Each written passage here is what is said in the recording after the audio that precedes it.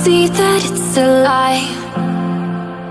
'Cause we always give it one last try. Yeah, you've watched me break 1,000 times. Now I'm all alone, 'cause you never show.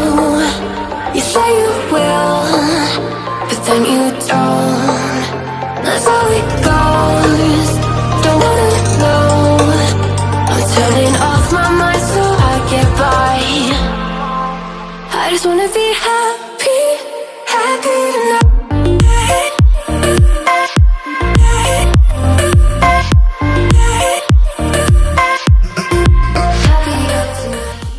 Kami akan menjelaskan tentang sistem jaringan transportasi yang terdiri dari udara, laut, darat, dan dijelaskan dalam video berikut. Rah, kita ini kan lagi di bandara nih. Iya, Aku mau tanya dong sama kamu. Kamu tahu nggak sih contoh-contoh moda transportasi udara itu apa aja? ya pasti tahu dong. Kamu mau tahu? Mau banget dong. Mending kita lanjut di sana yuk. Oke.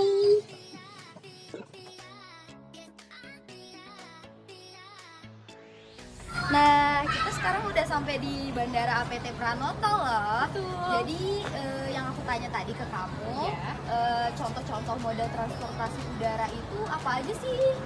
Nah, contoh moda transportasi udara itu ada pesawat komersil, pesawat militer, pesawat kargo, dan masih banyak yang lain loh. Oh iya, Ra. Ada juga, aku tuh kalau nggak salah tahu ada 3 macam moda transportasi udara. Kau bisa sebutin? Bisa dong. Yang pertama, penerbangan domestik. Itu merupakan penerbangan di dalam satu negara. Yang kedua, penerbangan internasional. Itu merupakan penerbangan antar negara.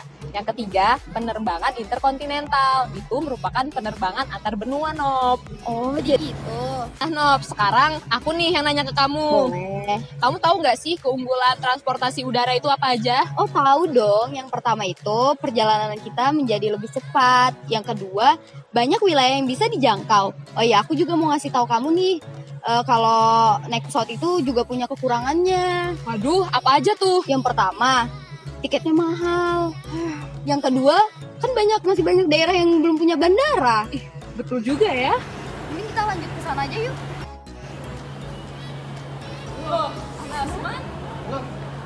Asman, mau kemana? Rencananya sih saya ingin balik ke Makassar. Saya ingin tahun baru di sana. Terus kalian ngapain di sini? Jalan-jalan aja sih sambil mau ngenalin sistem transportasi udara. Oh begitu. Asman, kenapa sih kamu lebih memilih menggunakan pesawat? Kenapa nggak naik kapal atau transportasi yang lain? Begini Nopra, karena naik pesawat itu lebih menjamin kepada safety yang berbasis tingkat keamanan, terus ada comfortability yang menjamin kenyamanan, terus ada juga regularity yang menjamin keberangkatan secara tepat dan teratur. Kemudian yang terakhir itu ada juga economy for company yang menguntungkan konsumen dan menguntungkan juga perusahaan penerbangan. Wah, nambah wawasan lagi nih kita. Sepertinya waktu keberangkatan saya sudah tiba nih. Kalau gitu saya pamit dulu ya. Yuk. Hati-hati Asman.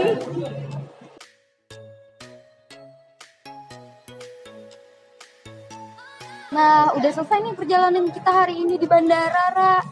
Sampai jumpa di transportasi selanjutnya. Dadah. Assalamualaikum warahmatullahi wabarakatuh. Saya Muhammad Ardi. Saya sedang berada di Terminal Pake yang tepat berada di kota Samarinda. Ya, terminal sendiri menurut Undang-Undang Republik Indonesia Nomor 14 Tahun 1992 Pasal 9 dan 10 menjelaskan bahwa terminal merupakan penunjang untuk kelancaran mobilitas orang maupun arus barang dan untuk terlaksananya keterpaduan intra dan antar moda secara lancar dan tertib. Di tempat-tempat tertentu dapat dibangun dan diselenggarakan terminal. Terminal adalah simpul dalam sistem jaringan perangkutan suatu elemen yang tidak dapat diabaikan karena mempunyai pokok sebagai tempat 1. Mengendalikan lalu lintas angkutan, 2. Pergantian mode, 3. Naik turun penumpang dan bongkar muat barang, dan 4. Tempat operasi jasa perdagangan, fasilitas umum, fasilitas sosial, fasilitas transit dan promosi dan lain-lain. Terima kasih. Assalamualaikum warahmatullahi wabarakatuh. Selamat sore, salam sejahtera untuk kita semua. Ya, saya lagi di Jalan Ahmad Yani, tempatnya di halte. Dan saya di sini sedikit ingin menjelaskan tentang apa itu halte. Halte adalah termasuk tempat yang digunakan untuk transportasi darat. Fungsinya adalah tempat penungguan ataupun penjemputan dan tempat turunnya penumpang.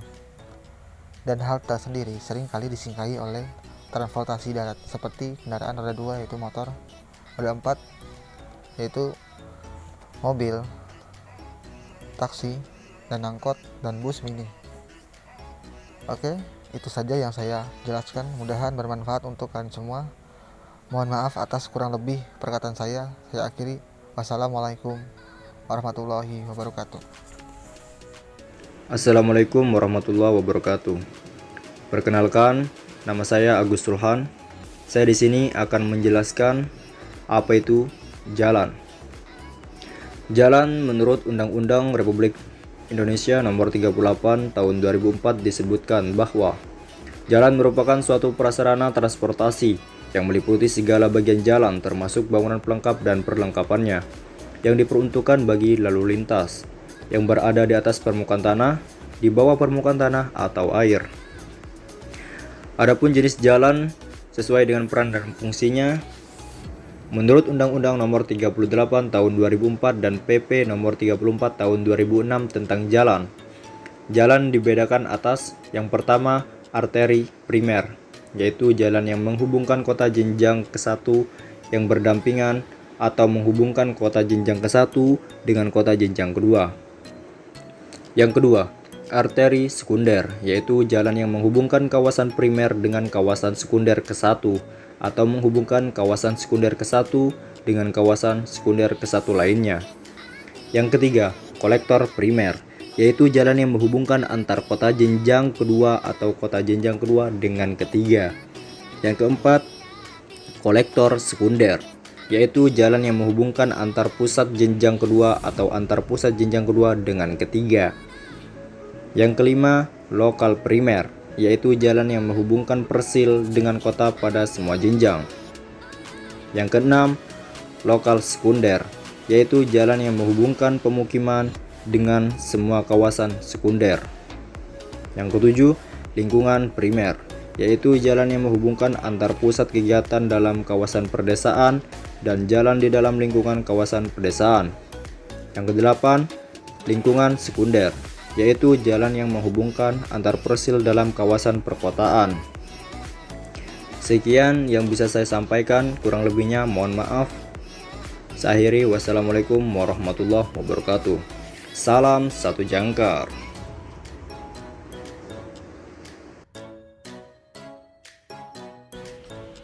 Assalamualaikum warahmatullahi wabarakatuh.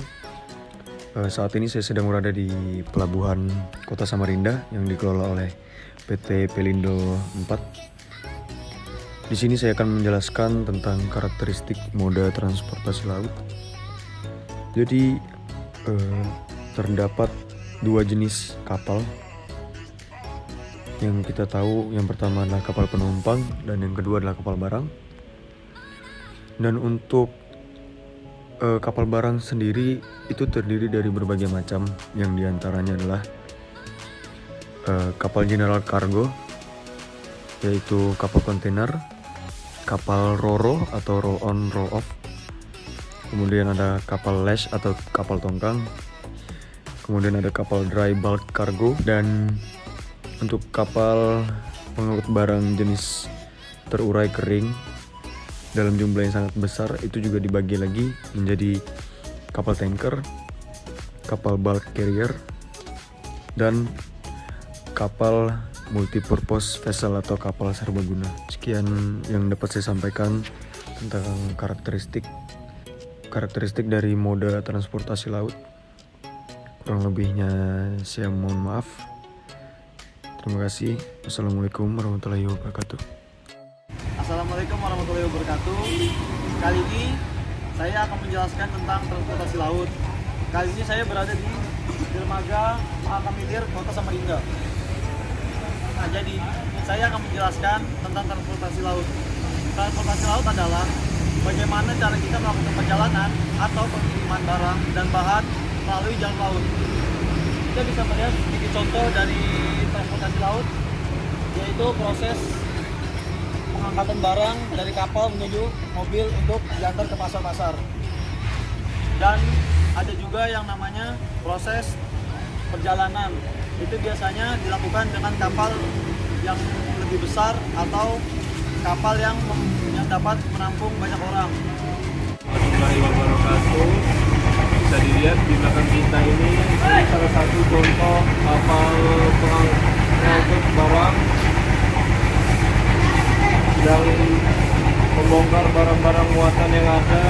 Bisa kita lihat di barang-barang muatannya sedang menunggu untuk dipindahkan ke pasar atau kapal kendaraan pengangkut lainnya.